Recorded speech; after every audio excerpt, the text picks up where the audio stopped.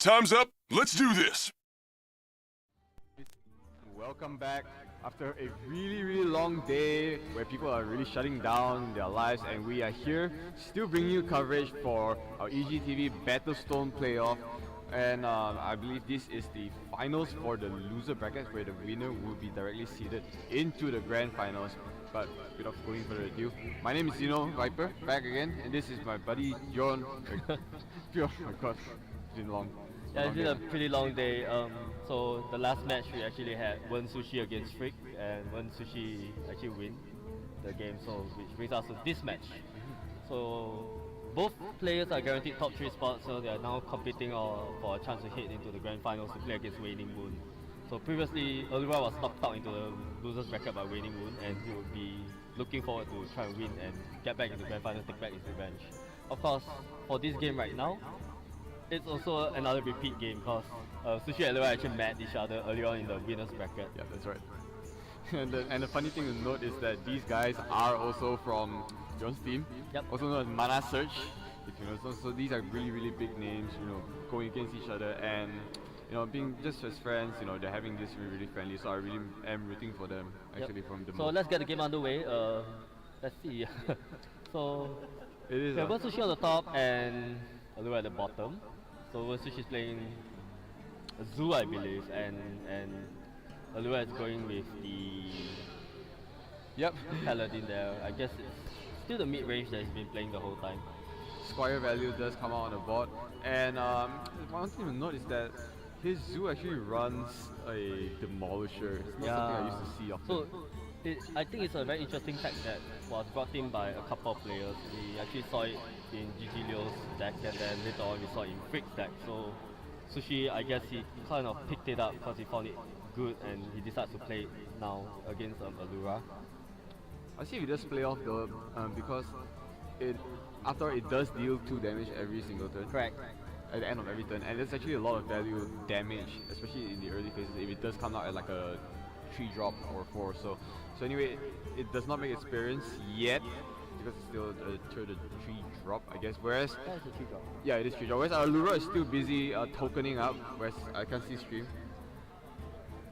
So anyway, we do see finally the Golden Demolisher making its way down there. Squire will get a little bit of value because of that Young Priestess. So it does stay there on the board, a little bit sticky, but there we do see an answer actually.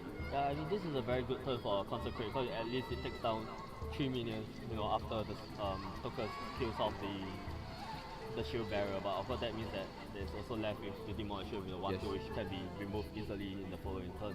So I guess that's the play that's going to make there. Sushi might be in a little bit tight of spot now, considering that Union has 2 cards in hand, and each one of them is a Soulfire. You know, he's pretty sad. He decided to not dump it out soon. That's true.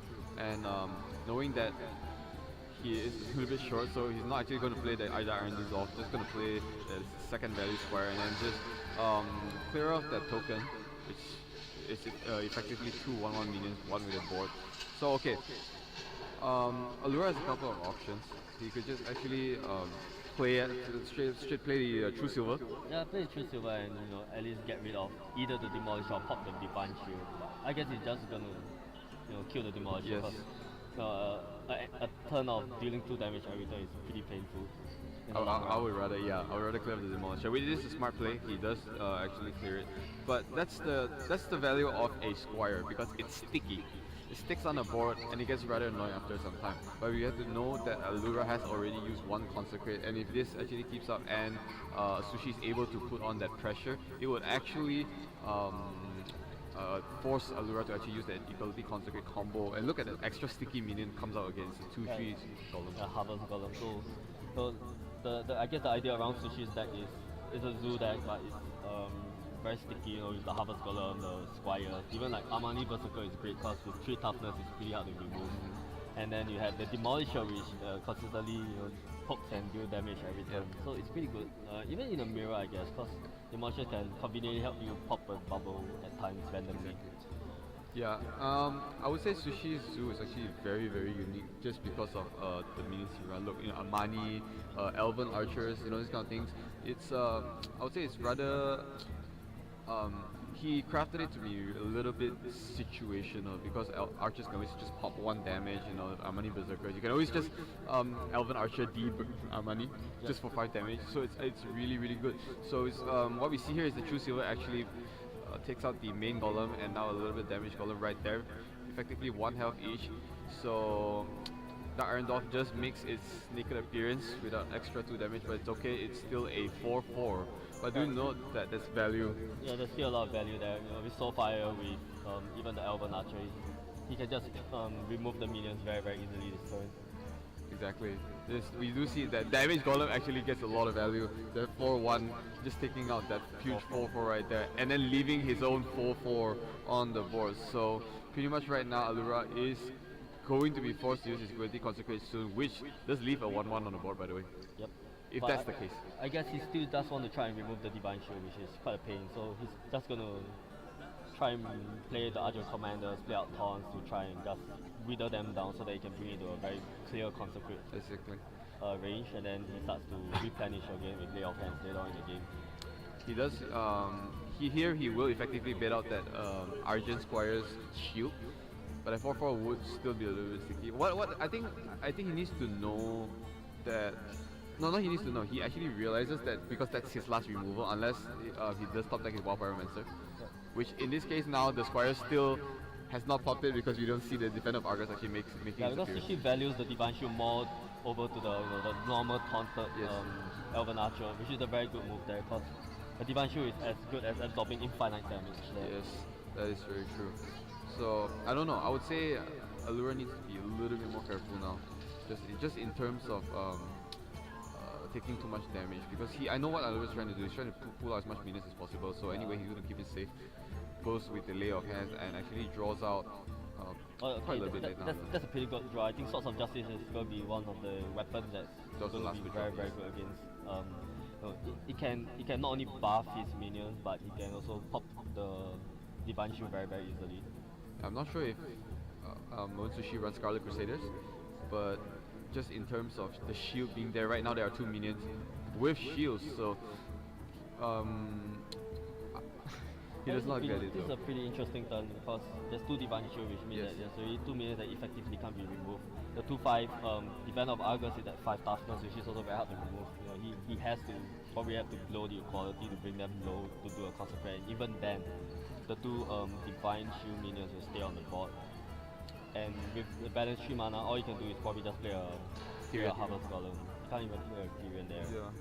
So it's either he plays a Tyrion and hope that he doesn't get killed that badly, or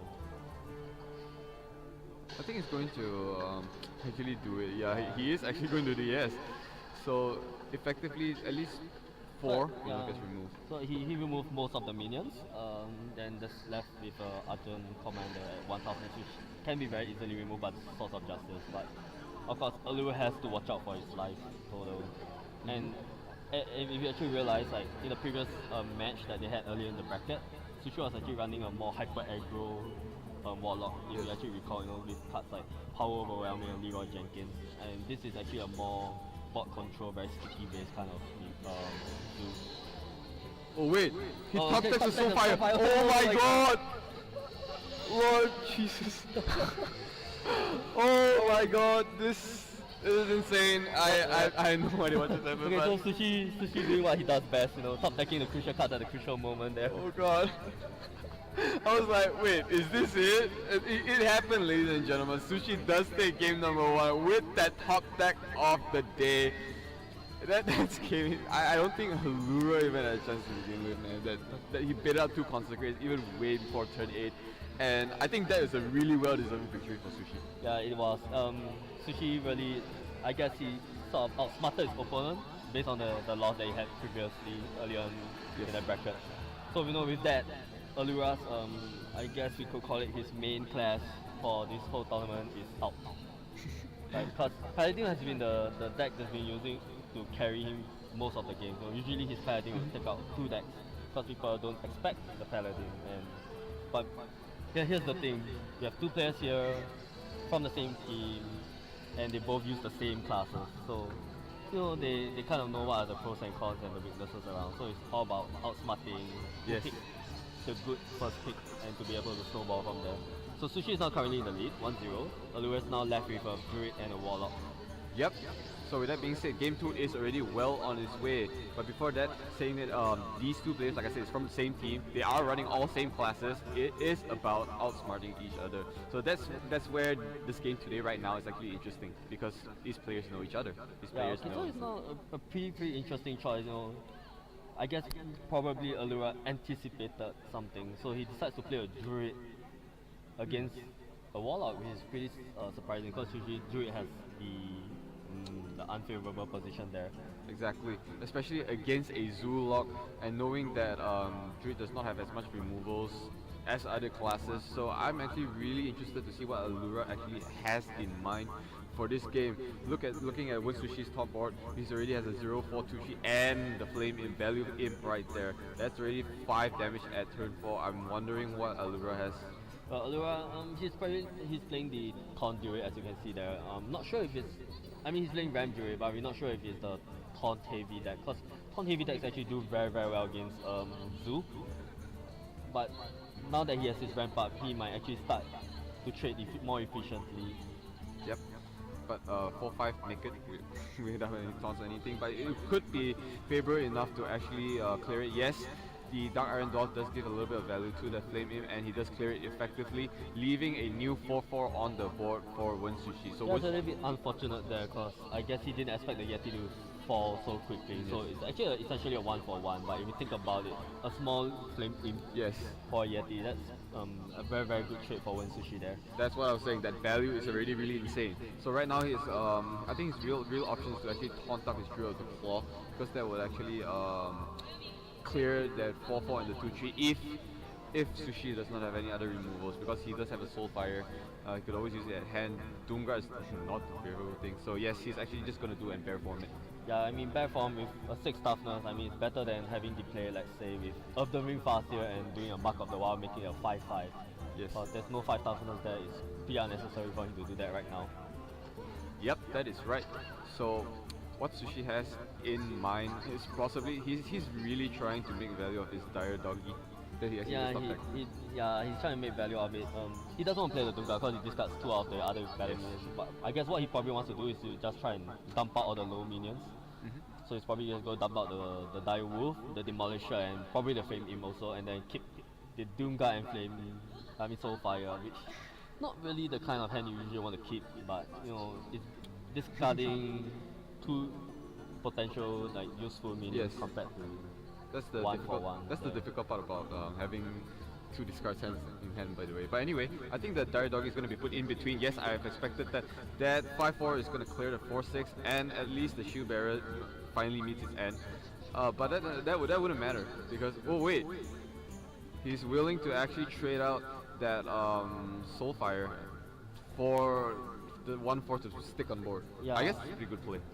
Because you know, Shield Bearer is actually one of the very stat efficient minion. You know, for 1 cost you actually get 0-4, which is really very good. And on top of that, it has taunt.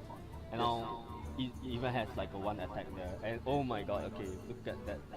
Yep, the sword came a little bit too late though, so he's actually gonna play safe for now. Just clear that 4, and then possibly wait for the next game. Oh, he's going to go for the face-off, so that's pretty good for him.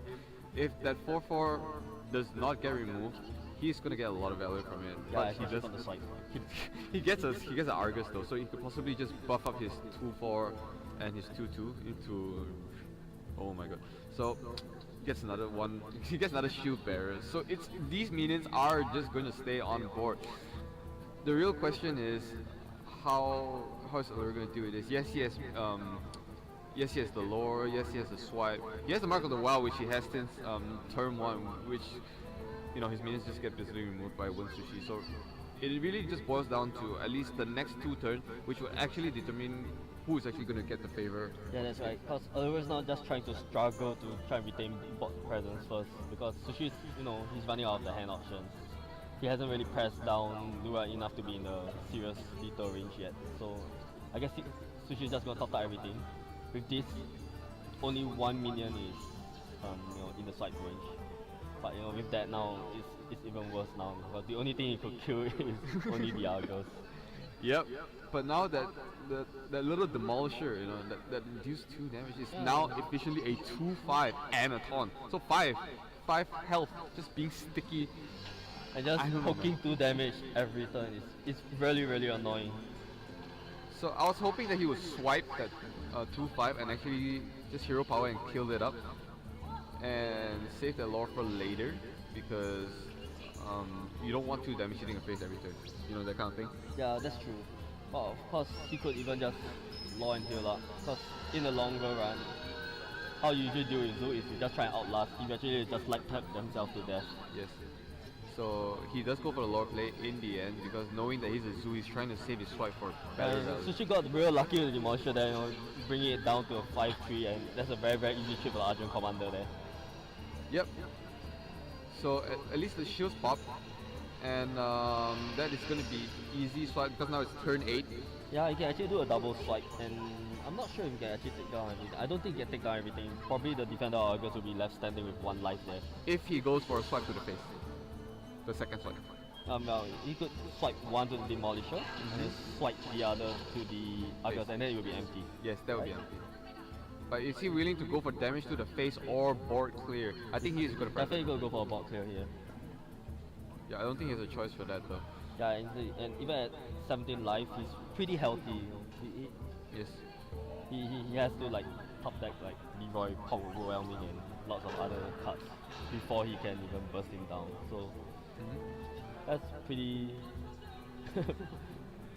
I'm not sure. Barrel makes his appearance again, being Yeah. very annoying there. In turn 9, where you see this at turn 1 into a coin, but it doesn't matter. It still does the job being a very annoying 0/4.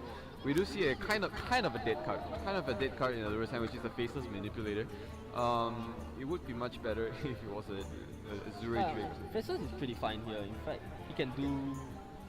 I guess for one, he's definitely gonna heal. He's got taunt up. So after this turn, if let's say the Elden Ring Faster is left untouched, you can actually Faceless it. Yes. I do believe that the 3 damage, yeah. If Wensushi does not, I would say, He needs a Doom Guard here. Yeah, that was what I was thinking. But he already lost 1 Doom Guard. Does he run both? Oh yeah, I guess I'm assuming he does run too. Okay. So anyway, second Demolisher makes his appearance and choosing attack. not to actually hit the Farseer. So yes, Farseer actually survived. So he could potentially Faceless, but I think he'll go Wild Grove to get that access Wild Grove mana. to draw. Probably Faceless the Elden Ring Faster, get a second 5/5 taunt there. Oh, that's a good keeper. So So what you do here? Would you copy and taunt up? I think that's a pretty good move, right? in this case, it really depends. If Allura does not want any damage left on the board, he would clear the 2/1. But if he wants to maintain more board control, I would say he would copy that taunt, because 5/5 taunt is kind of big. So that's what he's gonna do. He's actually gonna. And that's what he does. Okay, this is John Long Big Game Hunter, because I don't think there's anything that you actually hit with the Big Game Hunter. Yes, exactly. Especially in a Zoo deck. If there's a giant, I'll be shocked. But element of surprise. Okay, let's see about the Demolisher hits, and he hits one of the taunts. So that's kind of assist in clearing one of the Ring Faster there. Yep. That was a pretty good play there. Soulfire is free. So far it's free. Yep. That'll be the last Soulfire though, guys. So he gets a Dire Doggy, which he could use the Shield Bearer though, but he just wants to keep it on the board. Yes, he wants to protect the Demolisher. But if you think about it, end of Allura's turn, if he doesn't kill the Demolisher has the possibility to just one-shot the Big Game Hunter there. Exactly. But right now, Keeper of the Grove will get some value, killing that 2/2 doggy. Yeah, so I guess what he's gonna do is just kill off the doggy, kill off the Shield Bearer, and then keeps his fingers crossed and hope that the Demolisher doesn't kill off the Big Game Hunter. I would actually play the Talnos though. Yeah, that's a pretty good play there. You generate a draw, you put another body for Savage Raw if he decides to not get rid of it. So let's see what the Demolisher hits, and hits in the face. So I don't think that's probably the least desirable target that he wants. Yeah, and there goes the BM all over again. All of nature rise against you. There is no more Shield Bearers. There is no more taunts, guys. Ladies and gentlemen, I think this might just be game for Allura. Oh my god, this this comeback. You know, it's like I said, this is an interesting game just because of this thing. It's all about outsmarting opponents. And right now, knowing that you know, he is out of taunts, he makes a lot. He gives it a lot of action. Look at that. It's all back to whose mouse is faster. My fingers are faster than yours. But it's okay, man. He's trying to do the math. Is this lethal? Yeah, I guess so. 2, 4, So yes, it is lethal. 6 plus 3 is 9. Yeah, he's just fooling around right now. It's just like, hi, nature rise against you. I was like, hi guys, I have 3-1 Thanos, I have a 4-4, and I'm just gonna end you right there. I'm gonna tie this game 1-1 right now into the finals of the losers bracket. What an interesting game right here we have. So we're already keeping the score right there. Yep, so okay, Sushi now is left with a Druid and a Paladin, while Allura is left with a Druid, and he has a Warlock in his pool still, so Allura is locked into the Druid right there. So what Sushi has now is actually to go either a Mirror, or to actually go with a Paladin option there. Yep, I would be interested to actually see his, I've seen Paladins, I've seen Sushi's Paladin. It's kind of a little bit insane, but I've never actually seen his Druid. So it would be interesting for me. I'm not sure about you, but like I said, they could choose to either go Mirror, which the game is already beginning. So without actually going in first, I am guessing he might be mirroring, if I'm not mistaken. Well, he could just go with a Paladin and just play the control game and just drag it out. Also, the Paladin is pretty a good option here. Allura did, he actually had his own Paladin to deal with most of the control classes. So Sushi might be considering that option because if the Paladin does take out the Druid, at least the Paladin can still face off Allura's Warlock. Yep, I think the answer is already on the board because if you look into the game, it's already a Druid versus Druid. Okay, so yeah, it's a Druid mirror there. Yep, one and going pretty far. So let's see. I guess Sushi actually did an innovate coin into a bear form. Into a bear, yeah. So okay, what happened was I guess both players passed turn 1, and then I'm not sure who was the second turn. But anyway, he did actually innovate coin into that little bear right there, who's now 4-2. He actually forced a swipe. Yep. So that's a lot of value. Yeah, Allura's just doing a swipe early so that he could play the Keeper of the Grove the next turn to just get rid of the taunt. Yep. Because Sushi, he actually blew innovate and a coin for the bear, and then because of that, he didn't have any subsequent plays. He doesn't have Harvest Columns to drop down and things like that, which is pretty good for Allura now. Because what Allura did was to swipe first to bring it down, and then you can now play a Druid, Keeper of the Grove there to kill the taunts. Yeah, that's actually a lot of value, but it after all does just bait out a swipe. But it's not something to worry about against a Druid because Druid does not zoom. That's probably the term for it. So Raph is probably going to make his appearance. He's probably going to try and draw here because he does have a second Raph to... Oh, okay, he decides to just do 3 and attack. Oh yeah, he is at 4 mana after all. Yeah, do note that Allura is ahead on mana because he managed to wild growth. So Allura has that slight advantage despite going first. But despite mana advantage, their only drops now are 5 drops. So he has Druid, he has Azure. I would say Azure would want to be the safest route to go, at least get a little card draw. He can actually play the taunt for the Druid of the Claw because he knows that Sushi already has used the innovate, 1 innovate and 1 coin, so he can't ramp into a Black Knight there. Or into a or into a keeper. Not keeper, yeah. Ancient Floor actually. But anyway, I guess Sushi is just gonna follow suit. He might just face us this year, right here. Possibly, but like I said, do they run 2 innovates or 1? I'm guessing 2. Most do run 2 innovate. It's a very good card to play. He has no. I would say this is his second so-called unofficial Druid of Claw, which is just trying his best to make appearance, but that's actually going to be value for a Drake and a Raph card draw. And then clearing off the board. So now Allura eventually has 2 minions on the board, 1 at 4 toughness, 1 at 2, which is pretty good. Sushi probably needs to try and swipe or something to get rid of it. And at 6 mana, he can't play Ancient of Law. He's already used one of his Druid of the Claw, so Yes, exactly.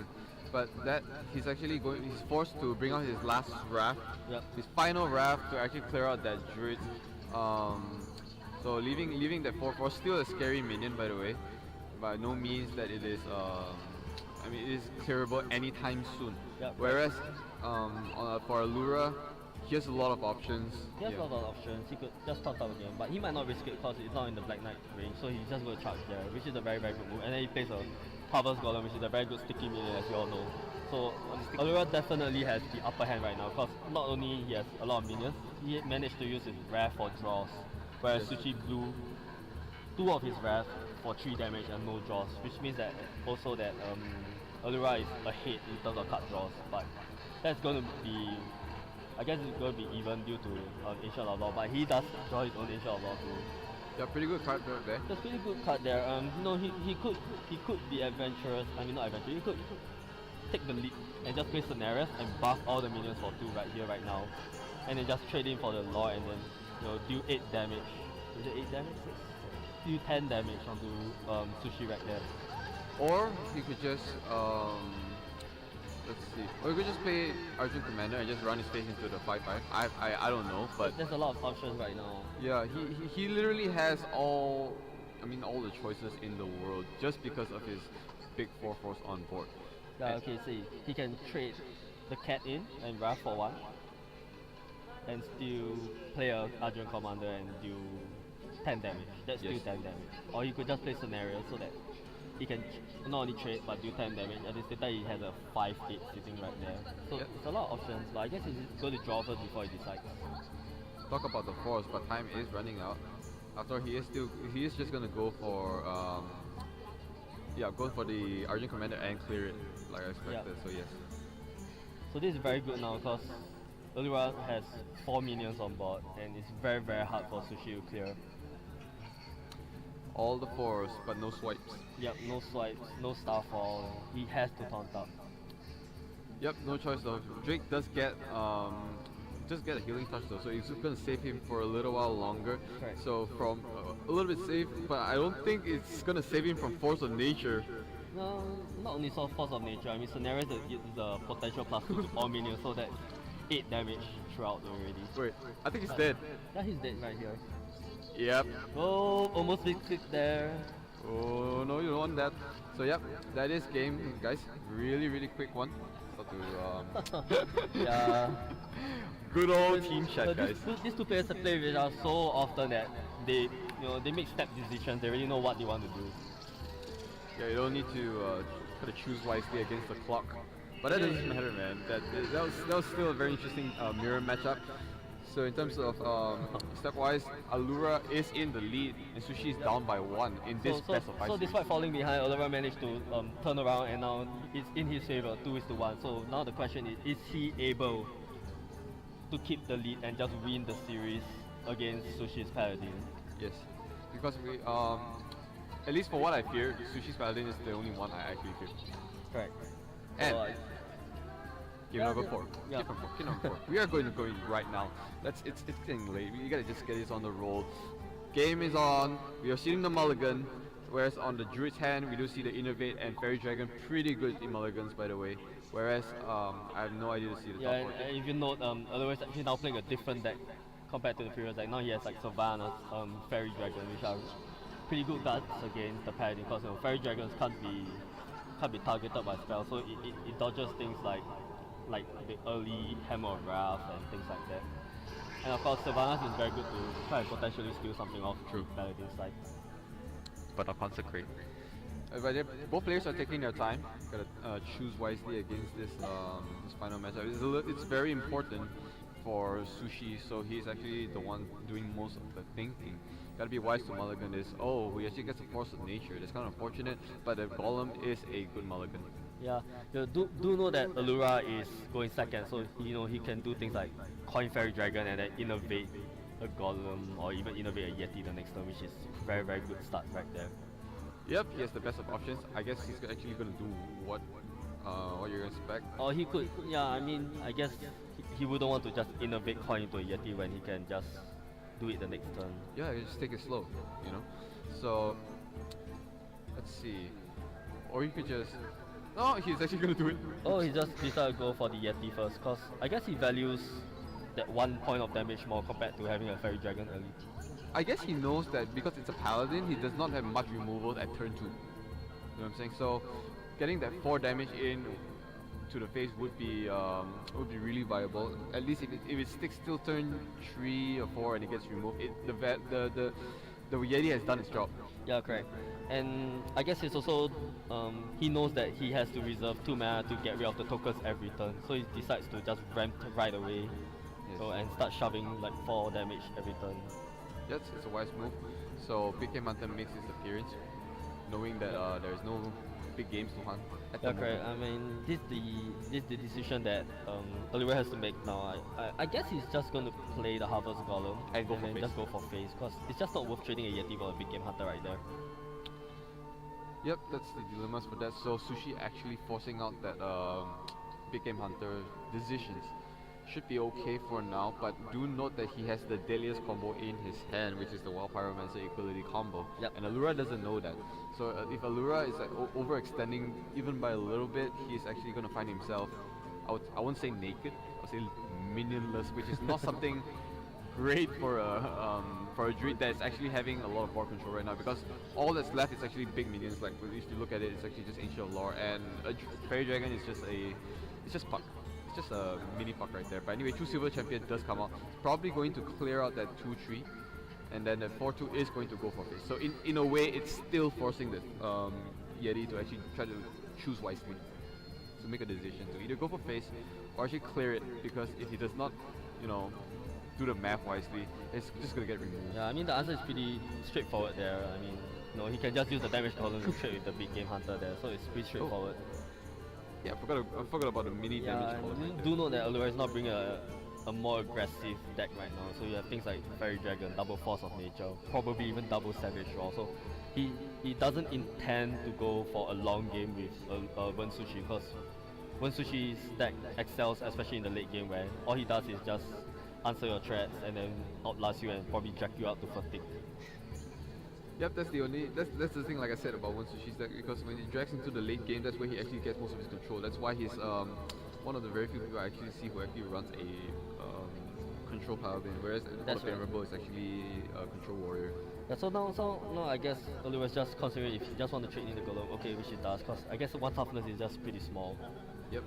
And he decides to just hit him for another 5 damage there, playing a Fairy Dragon, which is good. So the only thing that kills the Fairy Dragon is either using a minion to kill it, or using a True Silver to kill it, or Consecrate.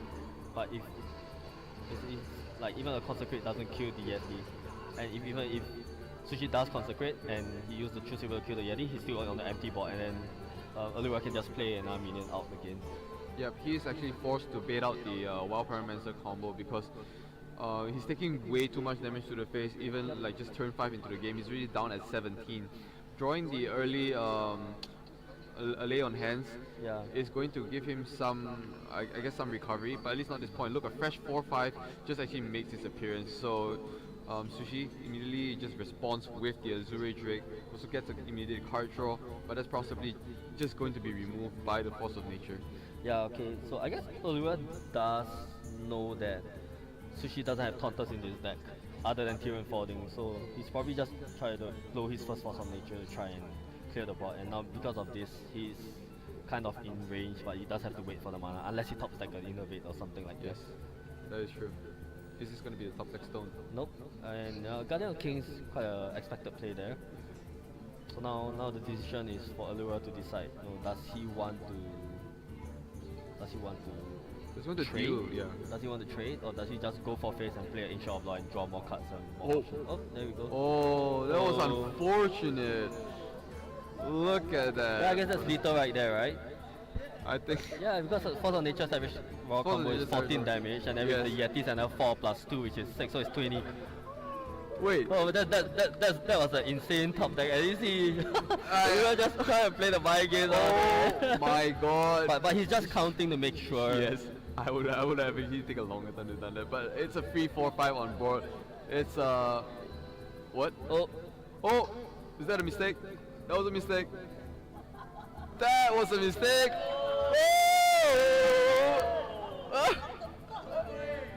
Oh! Crab, what are you thinking? This math of yours. Oh my god, did you just meet Lethal, guys? Allura man doing his thing right there. Oh my god, he has to choose wisely now. It's oh god, this is hilarious. Allura, you just lost your you just lost your victory. He just threw away his lethal right there. I'm not sure if like he was too caught up with trying to have fun in BM or. Guys, I think Allura got excited way too early. And then Leon Hans is just gonna beat a burn of his life. I think that is just gonna cost him the game right there. Yeah, I think it already did, by the way. So there's no more burst. Sushi is into the late game. He's just gonna heal up. Yep. I was like, when the 2-2 went for face, I would be like, guys, was that intentional, or did he actually do the math and decided not? Okay, let's just not get too hasty, cause you know Sushi might still have a way out, and he decides to play his favorite Ragnaros. Does Ragnaros take out one of the minions? Does he go for the face? He takes out the Yeti. Yep. So in favor of Sushi, he actually takes out the one minion, but scenarios. And okay, Allura still has this. Okay, he better not throw these away. He has a charge. He has 2 damage from the keeper, so that's 6 damage. Along with the lore, that's 5 is 11, and that's just right. What? Is this it? Is this the redemption? Holy crap! Is this the redemption? Oh my god! That's 8. That's the growth. 2. Okay, round with the victory lap and not missing. Left. Okay. Okay, so Allura managed to redeem himself right there. Oh my god, if the world's not seeing this right now, I have no idea what else are you looking at, because if you just missed the throw of the century, you just witnessed the comeback of the century. Yeah, Allura was actually cursing at himself like, oh my god, what did I just did right there, you know. I probably brain farted for a second and then I realized, oh man, I actually missed lethal, and that was lethal. That was no, but he was very, very fortunate that he top decked the keeper of the grove there. If not, he would have been a dead person right there. I was like, Lord Jesus Christ, how could you not, you could not do, you couldn't make the kind of error in a competition. But in this case right now, he did, and we were about to give him shit. And then, he proved us wrong, you know? He proved that his RNG could be on the level of Wensushi, and he just made that right now into the clean. No, I wouldn't say clean, but it's a 3-1 win for Allura. Okay, then right, that is okay. So now with that, Sushi locks himself in 3rd place. Yes. So he goes home in 3rd place, and Allura is now going to proceed into the grand finals to play a potentially 2 sets of best of 5 if he wants to be the champion against Waning Moon, and that is going to be a very, very steep hill to climb. Is that tomorrow or is it? Is that right now? Oh my god. Yeah, I mean later. Yes, it is later. I'm confirming that. But ladies and gentlemen, we just witnessed a game of the century. It's not the century, game of the day. But we will be right back with the finals. And you do take a short break because we definitely need a break from this intense moment of comeback. While we celebrate his when we celebrate his wrong math and his victory, we will take a short break as well, ladies and gentlemen. This is Epic Gaming Television's cast for Day 2 Campus Game Fest Battlestone. We'll be right back with me, Xenoviper. This is Bjorn. See you guys.